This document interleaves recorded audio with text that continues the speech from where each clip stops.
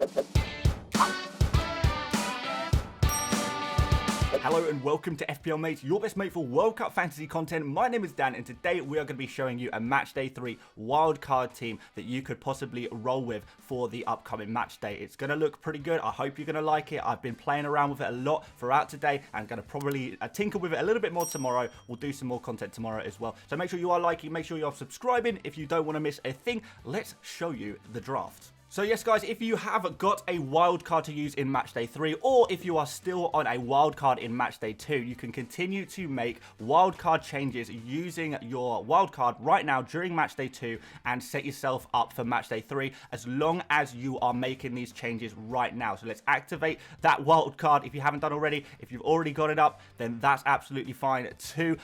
Let's just make sure you make these changes and you create your team before the end of Matchday 2 and you'll be able to use your wildcard to make those changes. You'll be able to continue to make your unlimited transfers and these transfers will take effect for Matchday 3. I hope that makes sense. Starting off in goal, I'm going for Galindez here, 4 million goalkeeper, so nice and cheap in this game against Senegal. He plays right away, right at the start of the match day, which is really nice to see. And we know in this Ecuador game that Ecuador are going to probably look to get a draw in this team, in this game. I've spoken a little bit before about how Ecuador are a team that is quite defensively strong, and we've seen a little bit of that during this competition so far. So maybe we can get a clean sheet here. We know they're probably going to be playing for a draw. That's what they do best. They're good at those 0-0s. Maybe try and nick a 1-0 win. They only really need a draw to see themselves through to the next round, which is really, really positive for them. So maybe that's what they'll do. Into defense, we've got Dumfries against Qatar. So we are going to be wanting to get some Netherlands players against Qatar. Again, against Senegal. We saw Qatar really are not quite up to speed in this World Cup, really. They are going to be one of the weaker teams that we should be targeting,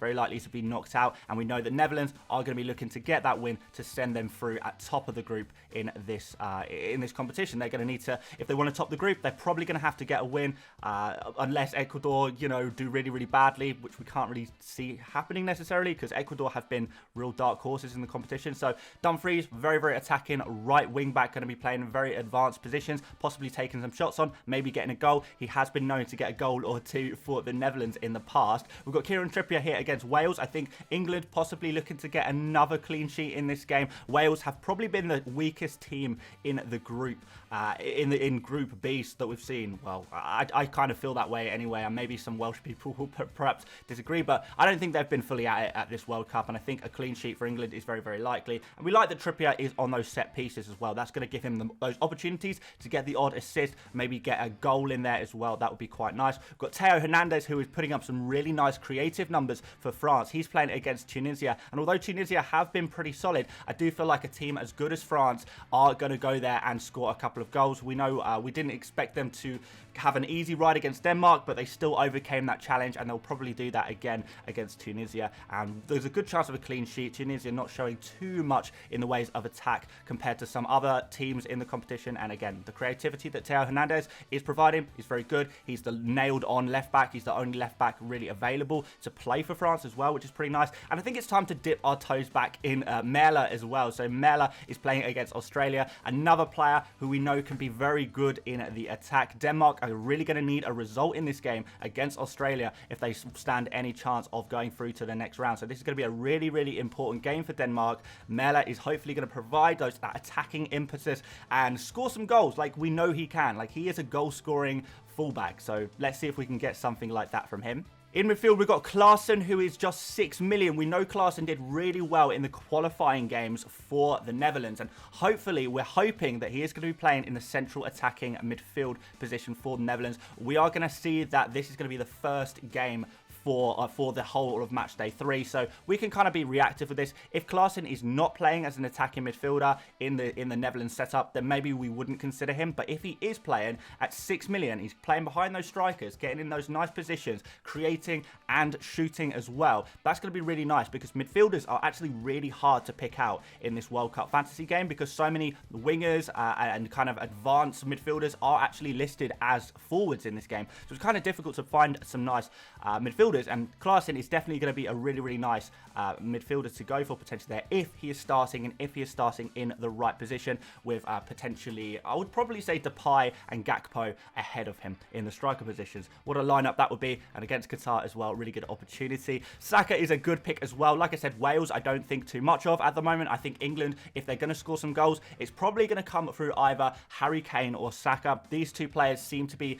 providing the most attacking, or the best attacking numbers in this England team at the moment. It's between Kane and Saka. Saka listed as a midfielder. Very rare that you do find one of those advanced attacking players listed as a midfielder in this game. Therefore, Saka is quite an easy pick to go for. And finally, we've got Rabiot, who I guess is the wild card slot in this team, really. The wild card in the wild card, I guess. I just feel like Rabiot, among midfielders, in a good team, he is actually providing a little bit for his teammates. He is taking the odd shot on. He is creating a little bit as well. And he's that nice cheap price as well. But he is probably the weakest player, I would say, in this team. But it is difficult to find the midfielders. I feel like midfielders, in many ways, are a dead spot. You know, you can only find a certain amount of players in there. But if you fancy someone else, you know, Paqueta maybe, if you want to go for a Spain midfielder, that is also an option as well. But I put Rabiot in here for now, just because he is nice and cheap. But anyone who's doing the budget hack, maybe Rabiot is the kind of player you would upgrade to a different midfielder if you wanted to go that way.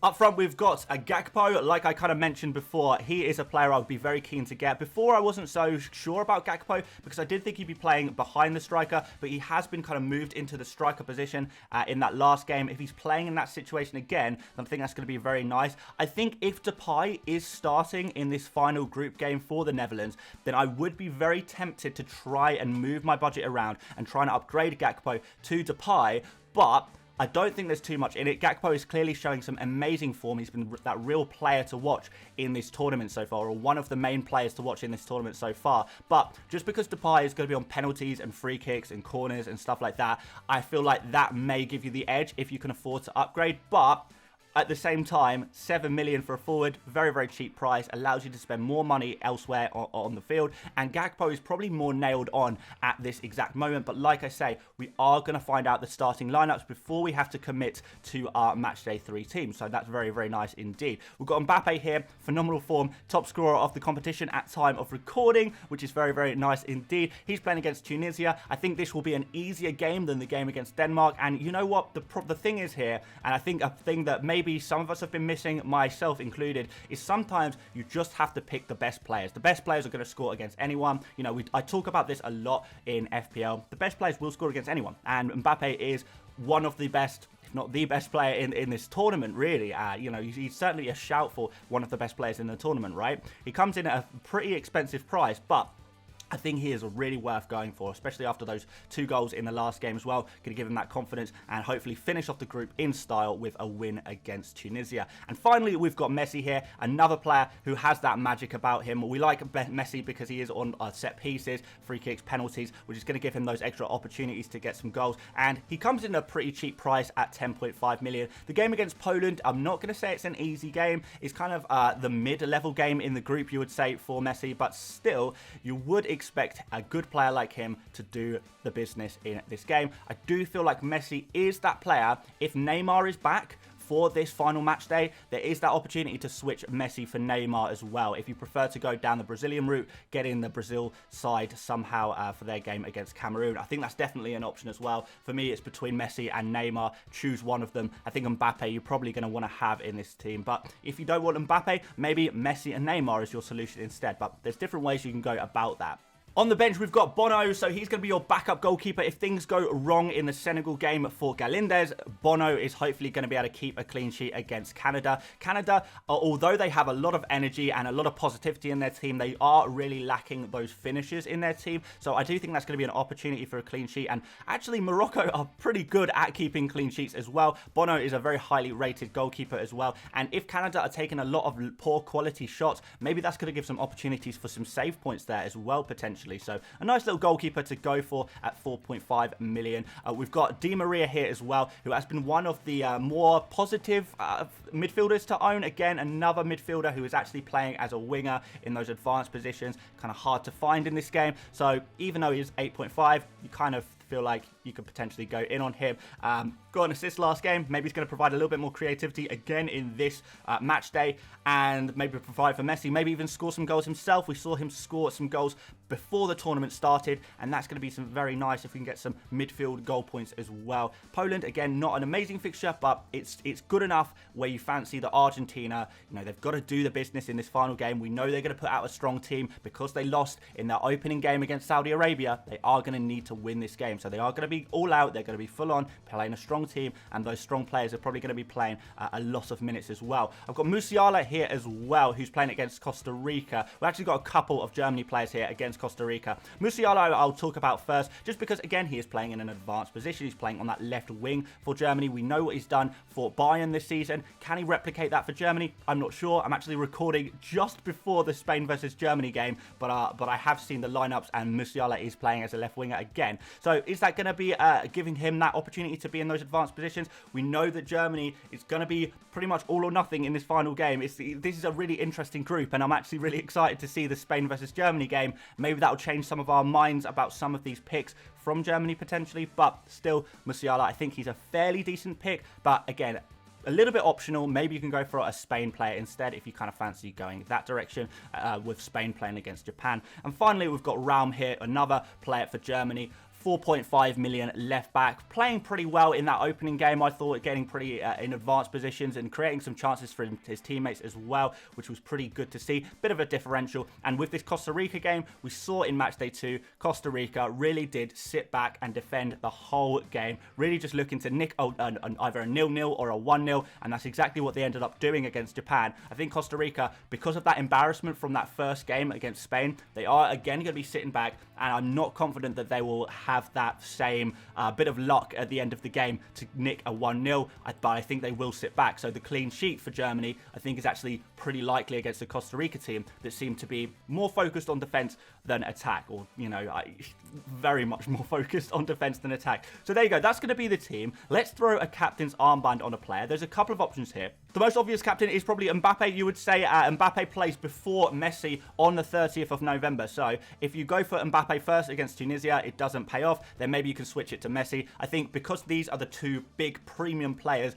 in your team for matchday 3, whether it's Messi or Neymar or whoever, these are going to be the players you're probably going to want to captain, although I do feel like there are options to maybe go for a risky pick for your first pick and then having either Mbappe or Messi as your safety backup captain. You know, you can only change your captain once. Maybe we should try first with a Denzel Dumfries. If Dumfries gets a goal and a clean sheet in that opening game, then that's going to be absolutely phenomenal for you, and you will probably want to stick with Dumfries for your captain, and you'll be very, very happy because all of the points that those defenders get for those goals is very, very nice indeed. Or maybe you fancy going for a midfielder here, Klaassen, Saka, maybe as a kind of a midfield punt as a captain to try and go really risky, you know, high reward but high risk kind of captain, and then you can switch up to a safer pick in Mbappe or Messi. I think that's probably the way I'm going to do it, but in terms of talking very, very sensibly, very, very safely, Mbappe for your first captain. If it doesn't work out, then Messi as your second captain, and that's probably what I would advise to other people, although myself personally, I feel a little bit more risky than that. And that's the team, guys. I think it looks really, really strong. Obviously, there will be tweaks to this team, and I am going to be streaming tomorrow. We'll be doing a stream before matchday 2 actually ends and start playing around with a wildcard draft there. So make sure you've got notifications on if you want to get involved in that and see how we're going to use the wildcard kind of exploit hack, whatever you want to call it, to try and get the wildcard in matchday 2 and in matchday 3. We're going to be doing that live tomorrow on Monday, so do stay tuned for that one. That's going to be kind of probably Monday afternoon, and we'll be doing a deadline stream on Tuesday as well. So again, yeah, stay tuned for that. There might be a few changes to this team. This is roughly what I'm thinking about going for right this second, but as always, there's no such thing as a final team until the deadline hits. Thank you so much for watching, guys. If you did enjoy, please do hit the like button. Really does help out the channel so much. And like I say, do subscribe if you want more World Cup fantasy content throughout the rest of the tournament. We've still got a few weeks to go. Hopefully you guys are doing well and enjoying the football as well. But that is going to be it from me today. Thank you so much for watching, one and all, and I will see you later, mates. Bye-bye.